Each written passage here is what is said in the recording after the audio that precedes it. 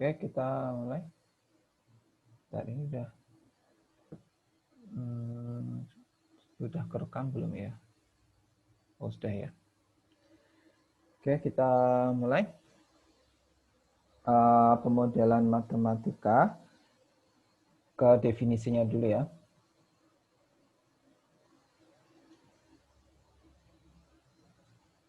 Oke, pengertian ya. Secara umum model diartikan sebagai representasi yang memuat struktur esensial, penting atau pokok dari suatu objek dalam dunia nyata. Secara khusus, model adalah suatu representasi, gambaran atau perwakilan masalah dalam dunia nyata yang biasanya digunakan untuk lebih memahami, memprediksi, mempertimbangkan, dan mengambil keputusan, dan lain sebagainya.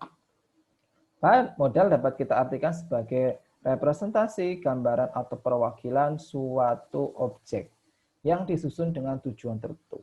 Nah, jadi gambaran, gitu ya, gambaran perwakilan dari masalah nyata yang kita gunakan untuk suatu tujuan tertentu.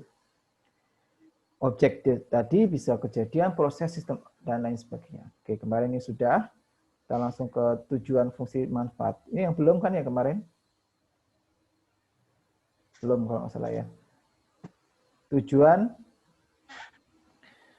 utama orang menyusun model adalah, yang pertama, guna mengenali perilaku objek dengan cara mencari keterkaitan antara unsur-unsurnya. Nah, jadi yang pertama, untuk mencari keterkaitan antar unsur-unsurnya. Jadi bagaimana kita mengenali perilaku objek tersebut. Ya, misalkan misalkan sekarang ada pemodelan persebaran penyakit COVID-19 gitu ya. Bagaimana kita mengenali perilaku persebaran dari penyakit itu. Objek di sini yaitu persebaran penyakit misalkan. Yang kedua, guna mengadakan pendugaan prediksi untuk memperbaiki keadaan objek. Nah, jadi misalkan objeknya itu belum sempurna, maka nanti kita perbaiki. Ya, misalkan kemarin ya kita membuat rancangan mini sebuah pesawat terbang, kita coba dulu, kita kasih tekanan sekian, kita kasih angin sekian. Nah, bagaimana efeknya kalau misalkan belum bagus ya nanti kita perbaiki untuk memprediksi. Terus guna mengadakan optimalisasi dalam objek.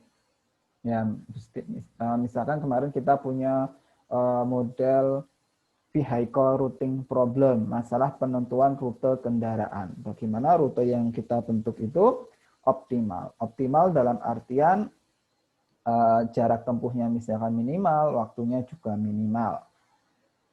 Lalu, jadi fungsi suatu model adalah menirukan atau menggambarkan semirip mungkin perilaku atau keadaan objek yang diamati sesuai dengan tujuan model.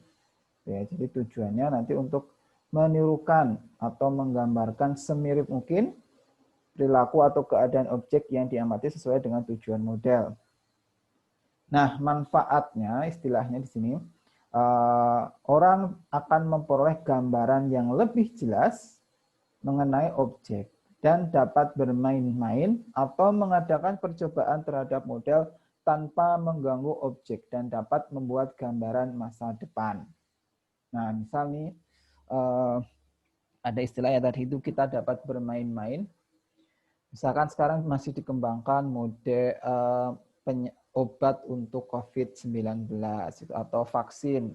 Nah, nggak mungkin kita langsung ke objek manusia yang kita teliti, manusia yang langsung kita berikan virus, kita berikan obat, terus kita lihat efeknya seperti apa. Kan tidak seperti itu.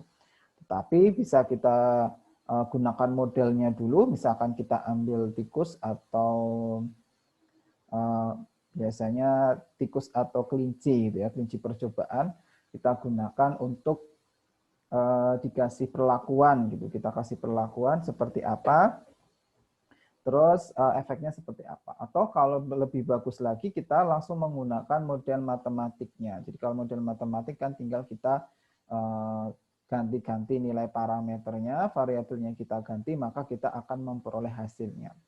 Jadi kita bisa istilahnya bermain-main tanpa mengganggu objek yang sebenarnya. Itu manfaat dari model. Lalu ada jenis-jenis model. Ada model ikonik. Model ikonik ini biasanya cukup mirip dengan objek dari segi fisiknya. Jadi secara fisiknya sama. Misalkan dari segi bentuk, pola, atau fungsi. Biasanya model ikonik menekankan keadaan statik objek atau keadaan dinamik sesaat. Nah, jadi kata kuncinya di sini, dia kalau ikonik itu lebih ke fisiknya, gitu ya, lebih ke fisiknya, lebih ke bentuknya. Misalkan dia ada keadaan dinamisnya, dia cuma keadaan dinamis sesaatnya saja, bukan secara terus-menerus.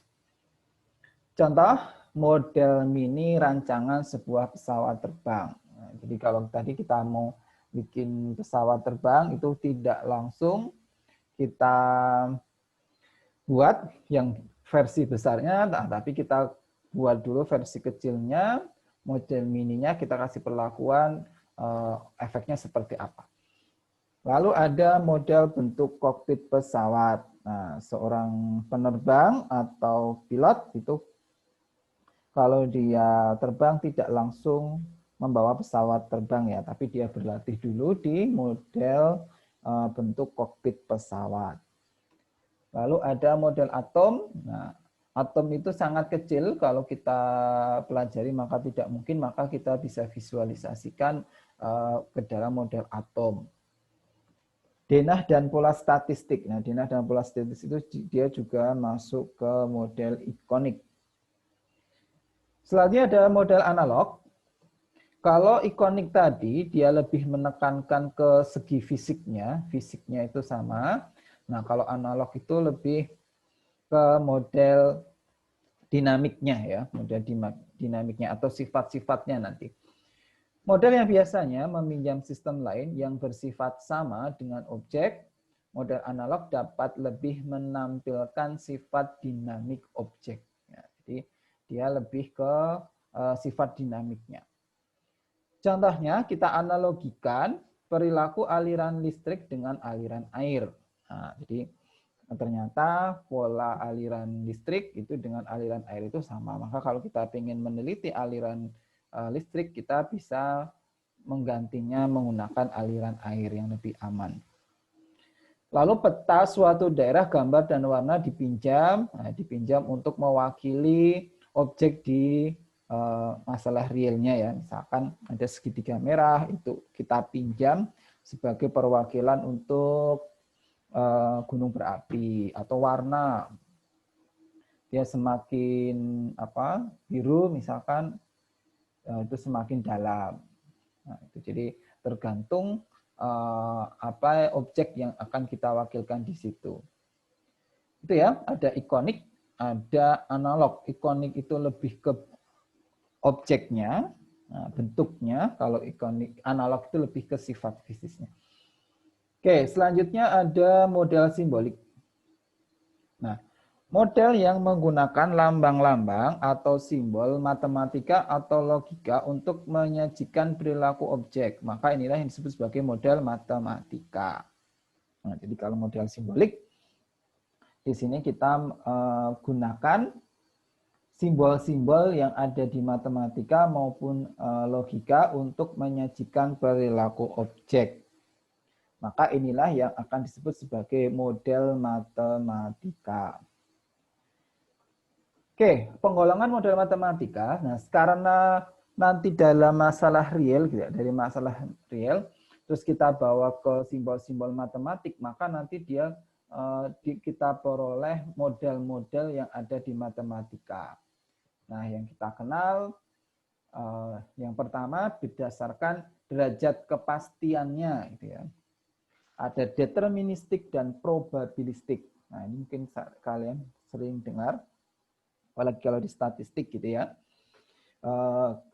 Kepastiannya kalau deterministik itu berarti tetap, ya, tetap. Kalau probabilistik berarti di situ ada unsur peluangnya. Deterministik itu ya misalkan ini ya, apa yang berhubungannya dengan mesin. Misalkan kecepatan untuk mencetak gitu, kecepatan mencetak suatu mesin atau mesin fotokopi misalkan. Memfotokopi itu ya tetap gitu kan, kecepatannya dia tetap deterministik. Jadi mau kapanpun ya dia tetap biasanya jadi berhubungan dengan alat ya. Itu kalau deterministik. Kalau probabilistik itu ada unsur peluangnya. Ya misalkan kemarin ya kita bahas model sistem antrian gitu ya. Nah sistem antrian itu ya nggak tentu kan, kalau bisa jadi jam ini yang datang berpuluh-puluh gitu. Nah setelah itu pada siang itu sepi. Nah itu maka ada unsur peluangnya atau probabilistik. Lalu sigar peubah ada diskrit, ada kontinu. Nah ini juga kalian ada pernah dapat ya mata kuliah matematika diskrit, dan ada yang kontinu. Diskrit itu berarti dia putus gitu ya. Kalau kontinu jadi terus menerus. Ya misalkan ini ya jumlah. Nah, misalkan jumlah parkir gitu ya, jumlah yang masuk ke parkir itu berapa? Itu kan diskrit, banyaknya itu diskrit. Nah, kalau kontinu berarti yang terus menerus. Itu sigar peubah. Proses terjadinya dari pengamatan empiris dan penjabaran dari hukum-hukum. Jadi dia ngamatin langsung gitu ya, dia ngamatin langsung. Misalkan antrian tadi ya, kita ngamatin langsung antriannya itu masuk per berapa sih? Nah, yang masuk ke dalam sistem antrian itu berapa? Terus nanti butuh waktu berapa lama untuk dilayani? Itu kita ngamati secara langsung empiris, atau misalkan kalau di lab ya, di lab itu pertumbuhan biji kecambah misalkan, itu kan kita amati ya, pertumbuhannya seperti apa, nambahnya seberapa, itu pengamatan empiris. Penjabaran dari hukum-hukum ya dari misalkan ini ya, kayak hukum infiltrasi air. Hukum infiltrasi air, jadi air itu menyerap gitu ya, menyerap misalkan di dalam tanah, itu modelnya seperti apa, itu sebenarnya diturunkan dari hukum Darcy. Jadi dari hukum-hukum yang sudah ada itu diturunkan. Lalu ada, nah itu ada 3 jenis pembagiannya, bisa derajat kepastian, sigar peubah, proses terjadinya.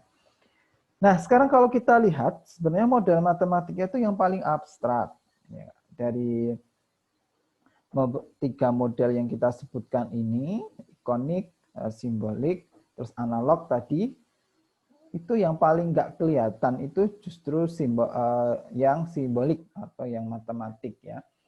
Kalau yang ikonik tadi kan jelas bentuknya, misalnya kokpit pesawat ya, dia jelas bentuknya seperti itu, terus model pesawat. Nah, tapi kalau yang ini simbolik itu nggak kelihatan gitu ya, nggak kelihatan dia bentuknya kayak apa sih. Ya kita cuma bermain-main dengan variabel, konstanta gitu ya, fungsi-fungsi yang ada di dalam matematika. Maka sebenarnya yang paling abstrak itu justru model matematik, tetapi manfaatnya jauh lebih banyak. Ya yang sederhana aja, untuk matematik kan kita nggak perlu alat dan bahan yang sangat kompleks ya kan, nggak perlu percobaan di dalam lab, nggak perlu membuat tadi misalkan model pesawat terbang, kan enggak. Nah, kita cukup menggunakan hukum-hukum yang ada di matematika misalkan, gitu. Terus kita turunkan persamaan-persamaannya. Maka model matematik ini justru yang paling abstrak, tetapi manfaatnya justru paling banyak. Oke, itu untuk contohnya. Ini contohnya kemarin sudah kita bahas ya. Sudah kita kasih tahu. Ada? Sudah ketemu? Ada ketebalannya berapa sama apa berapa ini? Mungkin ada yang sudah ketemu, silahkan. Kalau ada yang sudah ketemu. Berapa ketebalan kertas tisunya, sama ada berapa putaran ya kemarin pertanyaan.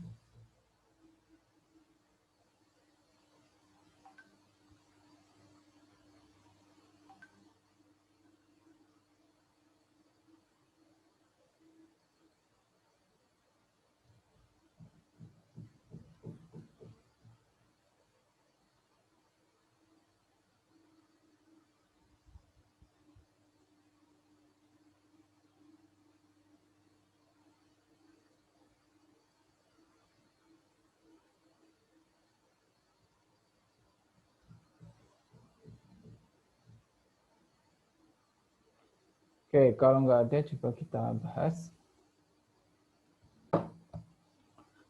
Kita akan menyelesaikan masalah ini tadi kemarin ya, sudah kita share menentukan ketebalan kertas tisu. Kita ulangi sedikit masalahnya. Jadi kita punya satu roll gitu, satu roll tisu itu ada 250 lembar atau 250 sti yang disobek gitu ya. Ada 250. Terus satu sobekan itu panjangnya 10 cm. Nah, jadi panjangnya itu 10 cm, diameternya 8 cm. Itu 8 cm itu yang total itu dari tengah sampai ujung 8 cm. Kalau yang tengah saja yang karton itu 3 cm. Nah, itu masalah seperti itu. Bagaimana kita menentukan ketebalan tisu dan berapa gulungan. Oke, sebenarnya kata kuncinya itu kalau di matematik itu kita memisalkan, ya kan? Kita misalkan dulu. Nah, di sini yang kita misalkan itu ketebalannya gitu kan. Ketebalan sama jumlah putaran. Maka kita misalkan tebal tisu itu sebagai X dan jumlah putaran itu sama dengan N ya. Tebal tisu itu X, jumlah putaran itu N. Lalu tadi diketahui ada 250 lembar, setiap lembar 10 cm, diameter karton itu misalkan D 3 cm dan diameter total 8. Oke.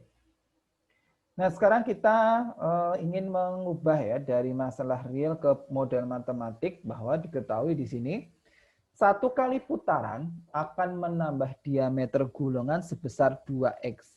Misalkan ada N putaran, nah jadi tisunya itu kan kalau kita putar gitu ya, kalau kita putar gitu kan, kita putar diameternya nambah kan, diameternya nambah sebesar apa? 2X karena atas itu nambah X, bawahnya nambah X. Karena tadi ketebalan si tisu tadi itu X gitu kan. Maka kalau kita putar satu kali, nah yang atas itu nambah X, nah yang bawah juga nambah X. Maka diameternya bertambah sebesar 2X. Karena ada N kali putaran gitu loh, ada N kali putaran, maka nanti diameter total itu sama dengan D ditambah 2X kali N. Jadi D itu yang 3 cm tadi ya. Jadi total diameter nanti akan sama dengan 3 cm tadi ditambah ketebalan tisu total. Ketebalan tisu total berarti 2X dikali N. Maka kita dapat D atau D plus 2NX itu sama dengan 8, dengan D tadi sama dengan 3. Maka kita peroleh 2NX sama dengan 5, N-nya sama dengan 2,5 per X. Dapat ya? Maka N itu sama dengan 2,5 per X.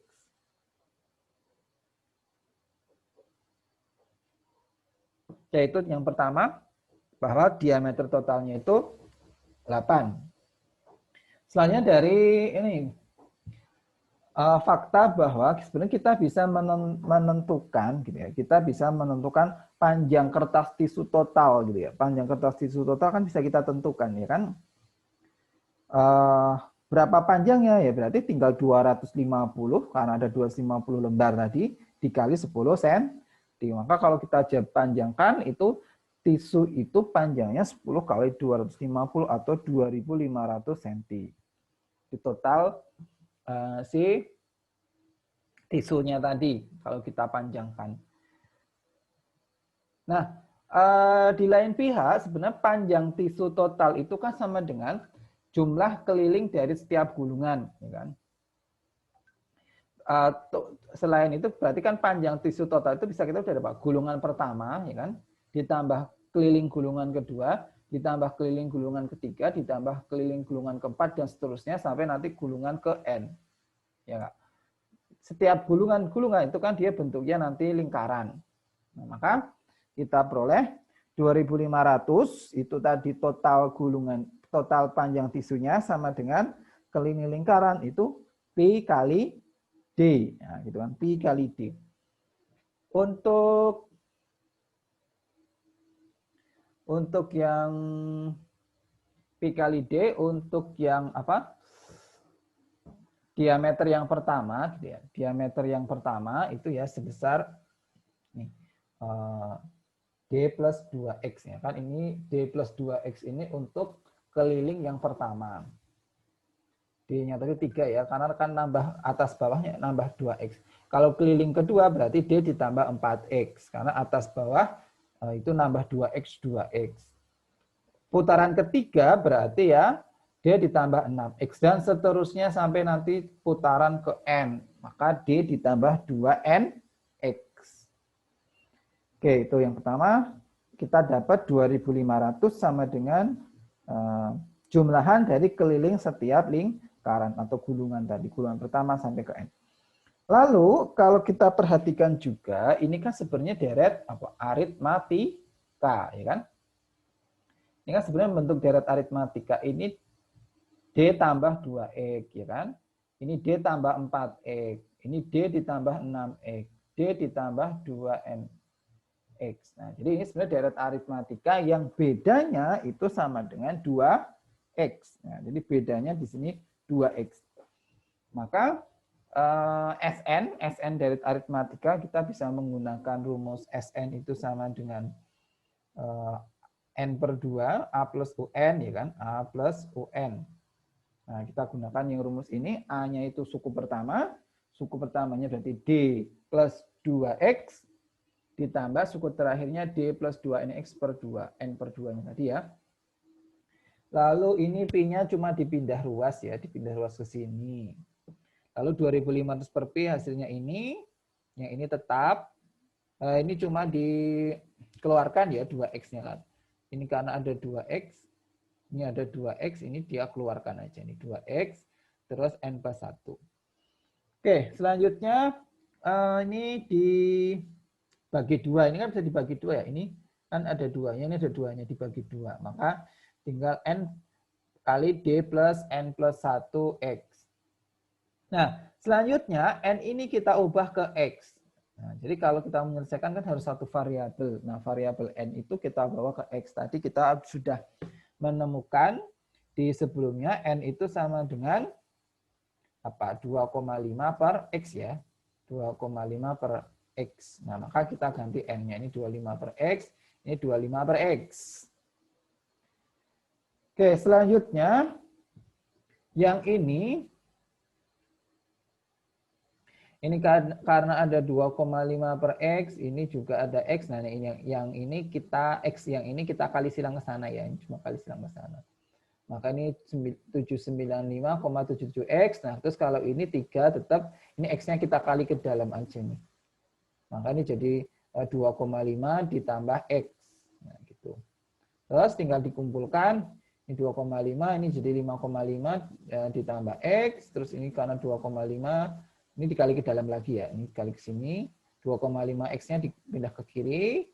Sini jadi 2,5 kali 5,5, 13,75. X-nya 13,75 dibagi 793,27.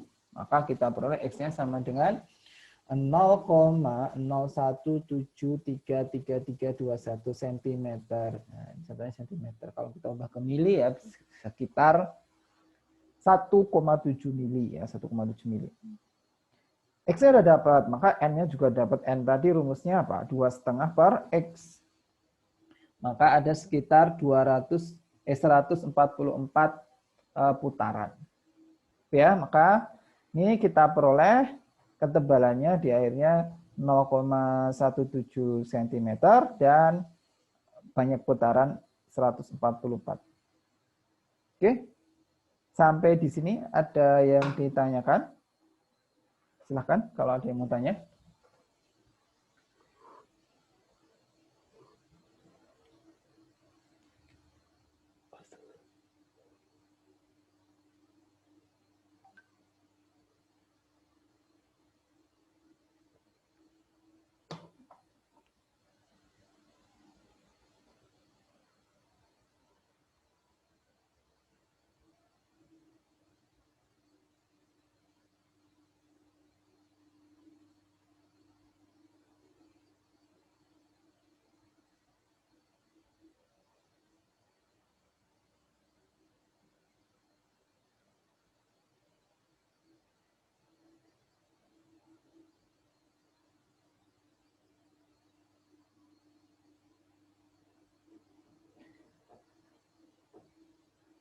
Oke, kalau nggak ada kita lanjutkan. Itu contoh kasusnya ya kemarin. Bagaimana kita memodelkan dari masalah real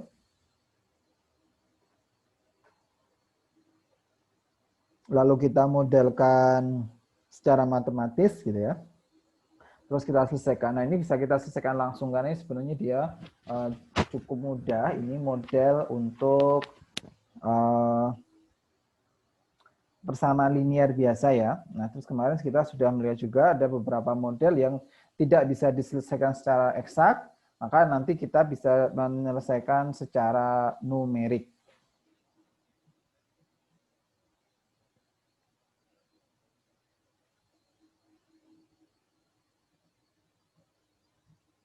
Oke, sekarang kita masuk ke proses penyusunan model matematika. Nah, gimana sih cara menyusun model matematika itu? Oke, sebelumnya kita kasih contoh dulu. Sebelum ke prosesnya, di sini ada keseimbangan pasar. Jadi, model untuk yang keseimbangan pasar. Oke, mungkin kita sudah kenal ya dulu kalau di SMA itu SMA atau SMP mungkin pernah belajar juga di IPS di ekonomi, yaitu jika harga naik gitu ya, jika harganya naik maka permintaan barang yang diminta oleh pembeli, jadi permintaan itu yang diminta oleh pembeli akan turun. Sebaliknya penawaran akan naik. Penawaran itu apa? Yang akan dijual, yang ditawarkan oleh si produsen. Ya, jadi kalau yang minta itu nanti banyak, maka nanti penawarannya akan sedikit. Oh, gitu. Terus sebaliknya kalau penawarannya atau sebaliknya penawarannya nanti akan naik. Nah, contohnya di sini di suatu kota terpencil telah diamati bahwa suatu jenis sandal tertentu jika harganya ditentukan sebesar 3.000, maka penawarannya hanya sebesar 2 satuan. Sedang permintaan menjadi 14 satuan per bulan, tetapi jika harganya ditentukan 8.000, maka penawaran akan menjadi 12 satuan. Sedangkan permintaannya sebesar 9 satuan. Berapakah harga keseimbangan pasar tersebut? Oke, saya ulangin. Jadi di sini awalnya kalau dia harganya itu 3.000 gitu ya, yang nawar itu 2, yang minta itu 14 gitu ya. Karena cuma murah ya, karena cuma murah harganya 3.000, itu yang minta jadi banyak karena murah ada 14, tetapi yang menyediakan cuma ada 2 gitu. Cuma bisa disediakan 2 karena harganya terlalu murah. Tetapi jika harganya ditentukan sebesar 8.000, maka ini kalau kita bikin jadi 8.000, maka penawaran akan menjadi 12 satuan sedangkan permintaannya jadi 9 satuan. Maka nanti yang ini ada 12 satuan yang menawarkan, ada 9 satuan nanti yang minta. Jadi harganya naik kan jadi 8.000. Maka permintaan turun jadi cuma 9. Tapi orang-orang jadi bisa memproduksi. Maka penawarannya naik jadi 12 satuan. Pertanyaannya berapakah harga keseimbangan pasarnya?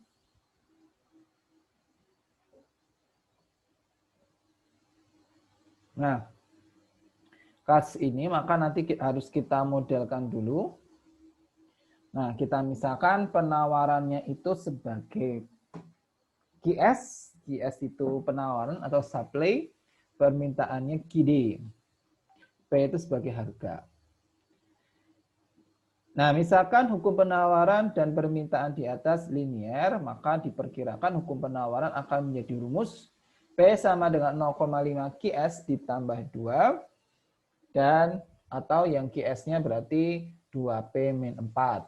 P sama dengan min QD plus 17 atau QD sama dengan 17 min P. Oke, ini dapat dari mana ya? Tadi sebenarnya kita dari masalah realnya tadi kita misalkan dia sebagai suatu fungsi linier. Oke, kalau kita lihat tadi harganya 3.000 gitu ya. Harganya 3.000, maka yang ditawarkan itu sebesar 2, yang diminta itu sama dengan 14. Oke, coba kita tulis dulu. Atau di sini aja ya nulisnya ya. Ini jadi kalau price-nya, harganya itu 3, maka QS ya, supply-nya itu cuma 2, dan QD-nya itu 14. Tapi kalau harganya 8, QS-nya supply-nya itu 12, tapi yang minta turun jadi 9.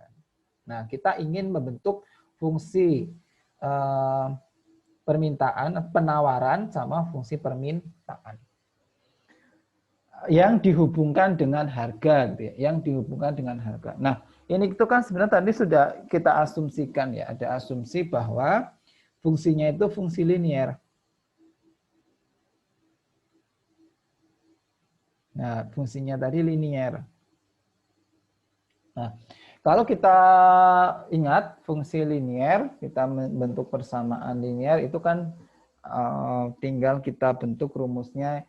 Kalau masih ingat Y min Y1 per Y2 min Y1 sama dengan X min X1, X2 min X1 gitu kan. Itu yang persamaan garis melalui 2 titik. Ini kan sebenarnya juga seperti itu. Kalau si P-nya itu 3, hasilnya nanti jadi 2 gitu ya. Terus kalau Q-nya P-nya 8, ini jadi 12 kan gitu. Coba kita tuliskan dulu. Y kan ini kalau masih ingat.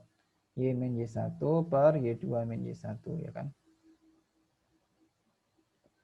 X min X1 per X2 min X1 gitu kan. Nah, di sini Y itu QS atau QD-nya ya. Karena variabel terikatnya di sini QS sama QD gitu. Kalau P itu variabel bebasnya. Maka bisa kita ganti Q. QS-nya berarti Q-nya, berarti Y-nya itu Q-nya ya. Nah, QS atau kita tulis Q aja cukup min. Y1-nya berarti 2 per Y2 min Y1. Berarti ini 12 dikurangi sama 2. Sama dengan X min X1. Berarti X-nya tadi price-nya atau harganya min X1. 3 dibagi 8 min 3. Atau kita peroleh Q min 2 per berapa ini? Min 10 ya. Kalau ini P min 3 per min 5 ya. Oke, bisa kita coretkan ini. Ini bisa kita coret. Ini hasilnya berarti 2. Oke, sebentar. Dia tadi mintanya ke bentuk seperti apa? Oh, mintanya jadi dibikin P sama dengan boleh, atau dibikin QS sama dengan juga bisa. Kita ubah ke P sama dengan ya. Kalau ini kita ubah ke P sama dengan, maka P sama dengan ini P sama dengan ini kalau kita ubah jadi P sama dengan ini dibagi 2 ya, berarti setengah Q min 1, setengah Q min 1, benar. Terus ini pindah ke sana ya, plus ya, plus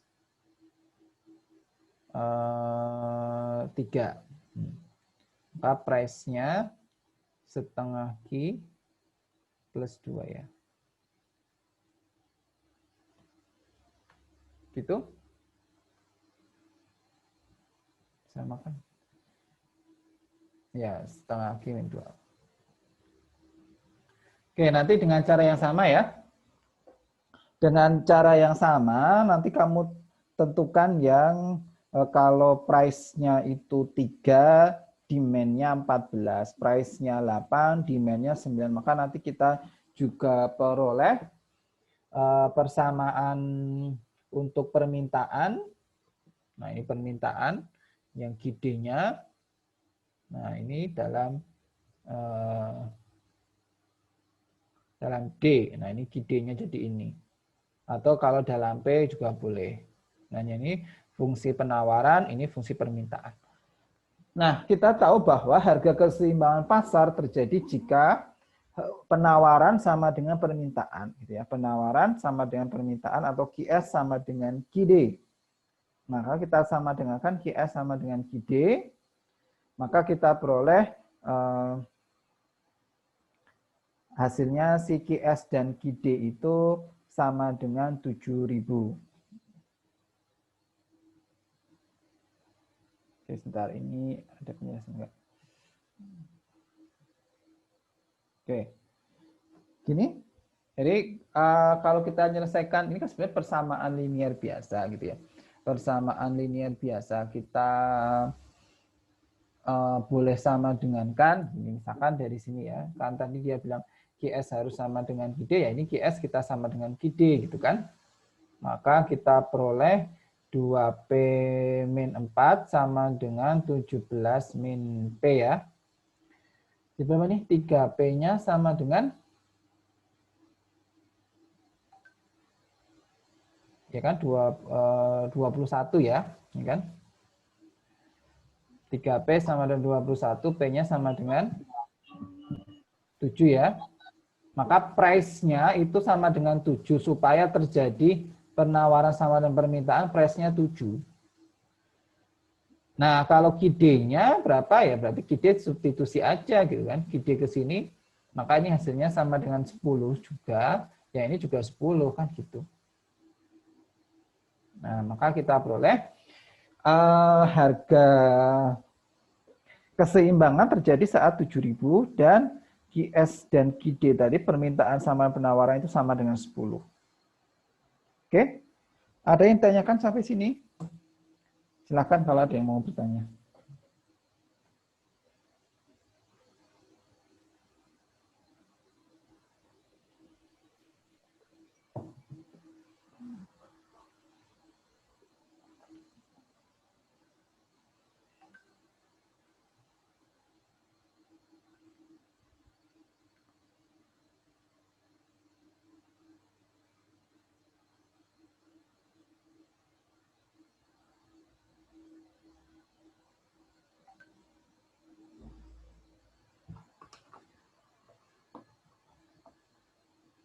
Oke?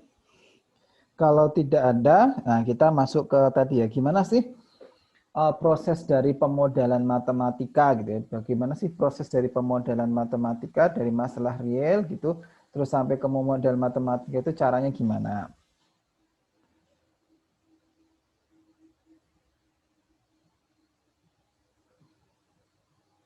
Oh, ini. Oke. Nah, sekarang ini ya, proses penyusunan model matematika itu dapat dilakukan dengan beberapa tahapan.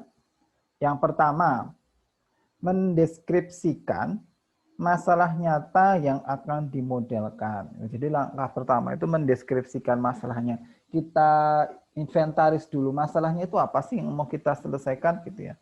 Misalkan tentang persebaran penyakit COVID-19 ya, kita deskripsikan dulu masalah realnya itu kita pengen memprediksi bagaimana penyebaran atau mensimulasikan gitu ya model persebaran COVID-19 misalkan seperti itu.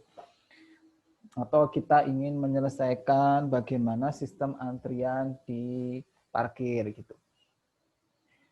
Kalau sudah kita identifikasi gitu ya, identifikasi faktor-faktor atau variabel yang penting. Nah, kalau dalam kasus tadi harga jual apa tadi harga jual sandal jepit tadi ya, harga jual sandal jepit itu ya kita perkirakan apa sih yang sebenarnya yang mempengaruhi permintaan dan penawaran itu. Nah, maka sebenarnya sangat banyak ya kalau kita identifikasi semua ya, harga pengaruh ya kan.